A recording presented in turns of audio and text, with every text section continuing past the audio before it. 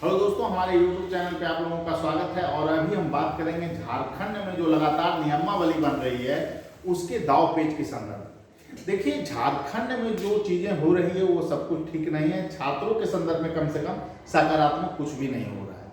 पहले तो नियमावली की बात की गई और नियमावली भी अब जो है कोर्ट में फंसता हुआ दिखाई पड़ रहा है।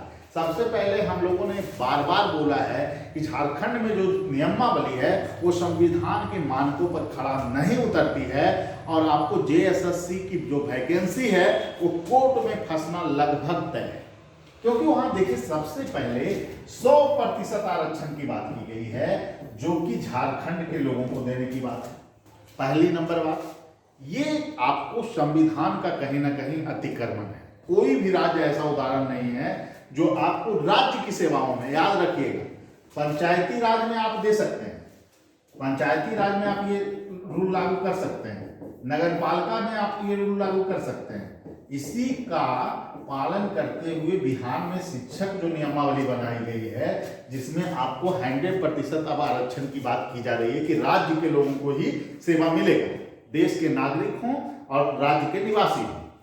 लेकिन राज्य की सेवा में 100% आरक्षण लागू नहीं हो सकती है और इस मुद्दे को बार बार हम लोग बोले हैं और ये संविधान का कहीं ना कहीं अतिक्रमण है जिसके कारण नियमावली फंसती हुई नजर आ रही है।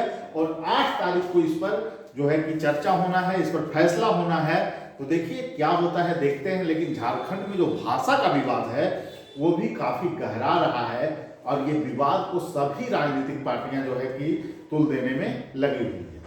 ये चीजें जो है दोस्तों कहीं से भी छात्रों के हित में नहीं है, क्योंकि अगर क्षेत्रीयता का मुद्दा प्रभावी होगा तो इससे झारखंड के छात्रों को काफी लॉस होगा और जो वैकेंसी है वो लगातार डिले हो रही है।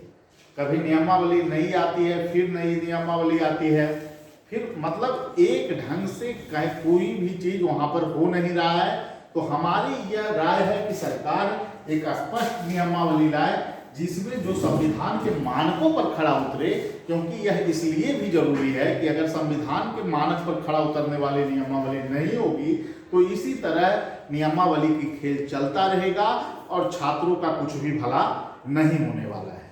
आपको समस्या क्या है? अगर आप देखें दूसरे राज्य में, बिहार में, यूपी में, अन्य राज्यों में क्या हो रहा है, तो यहाँ पर जो नियम है उसके अनुसार 50% आरक्षण पहले से विद्यमान है, 10% आपको ईबीसी को आरक्षण है और 40% इसमें राज्य के नागरिक भी आ सकते हैं और राज्य के बाहर के नागरिक आ सकते हैं। अगर 40% में इसको 100 में आप बदल लीजिए, अगर 100 में भी बदलें और इसमें 100 में 25% अगर राज्य के दूसरे राज्य के निवासी आते हैं तो आपको मात्र 10%, इसका आप 40 का 25 करिएगा तो 10% बाहरी लोग आ पाएंगे जो दूसरे राज्य के।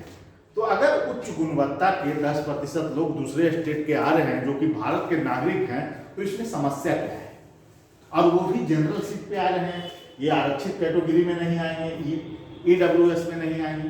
तो ऐसा नियमावली बनाइए जिससे कि वहाँ के छात्रों के हित हो और निश्चित रूप से जो संविधान के मानकों पर खड़ा उतरे, और यही होना चाहिए और यही जस्टिस है। तो हम हर बार इस मुद्दा को उठाए हैं कि झारखंड में सब कुछ ठीक नहीं हो रहा है और जानबूझकर ऐसी नियमावली बनाई जाती है जिससे कि छात्रों को सिर्फ लॉलीपॉप दिया जाए और बहाली को पूरा ही नहीं किया जाए। ठीक है, ये मुद्दा काफी चर्चा का विषय बना हुआ है, देखते हैं आगे क्या होता है। हम यही चाहेंगे कि झारखंड के छात्रों के हित में फैसले हों और सरकार उन नियमों को लागू करे। ठीक है, सभी लोगों को धन्यवाद, फिर मिलेंगे। Thank you.